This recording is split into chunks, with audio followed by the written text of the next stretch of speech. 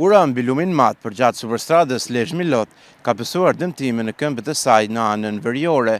Në qoftë se nuk do të ketë ndërhyrje të shpejtë, nuk do të jetë e largët dita, kur edhe kjo urë mund të bllokohet, çka do të thotë izolim total i zonës së veriut. Kjo është gjendja e 4 këmbëve në anën veriore të urës mbi lumin mat, në superstradën Lezhë Milot. Erozioni krijuar nga rrjedhja e fortë e ujit ka sjellë dëmtime te këtyre strukturave, të cilët janë ngërryer dhe rrezikojnë të lëvizin.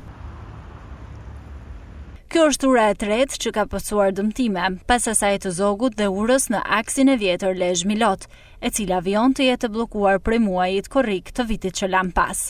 Aktivistja Elsa Sula, e cila ka ndjekur në vazhdimsi këtë çështje, thotë se shfrytëzimi pa kriteri i lumit mat për inerte ka sjellë këtë situatë, e cila rrezikon izolimin e plotë të veriut të vendit. Gryrja pa kritere e lumit mat sjell dëmtimin e këmbës së urës, duke qenë se janë drejt për drejt të ekspozuara me rrymën që sjell lumi mat, dhe nëse nuk do të ketë ndërhyrje nga institucionet përgjegjëse për ndalimin e kompanive që tërheqin inerte apo për përforcimin e këmbëzave të urës, normalisht që do të ketë fatin e dy urave të tjera. Nëse do të ketë dëmtim të kësaj ure, do të thotë që do të shkojmë në izolim total të zonës së veriut e normalisht në pasoja negative çka i takon turizmit, duke qenë se nuk do të ketë asnjë aks tjetër që të mundsojë lëvizjen midis bashkive apo gjithë zonën e veriut. Edhe eksperti mjedisit Jak Gjini thotë se ndërhyrja pa kriter në shtratin e lumit ka prishur balancat natyrore, duke sjellë këto pasoja.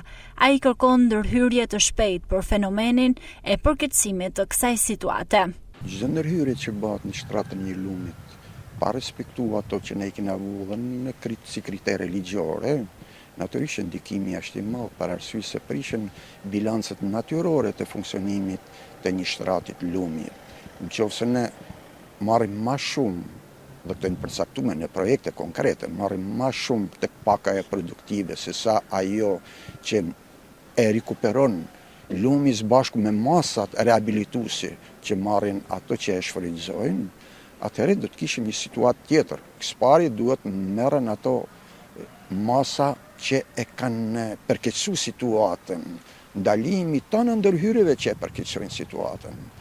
Pastaj, në fatmesëm gjithmonë duhet që me shiku, që me bate mbrojtjen lumore, duke respektu gjithmonë me natyrën, ose të bazuar në natyrën, që të funksionojë, që të rivitalizohet lumi, që t'i kthehen treguesit sa më natyror që ai ka. Me një gjatësi rreth 300 metër, ura mbi lumin mat përgjatë superstradës Lezhë Milot u ndërtua në vitin 2002 me mbështetjen e qeverisë italiane dhe prej asaj kohe nuk ka pasur ndërhyrje për fenomenit e erozionit në këmbët e saj dhe forcimin e tyre.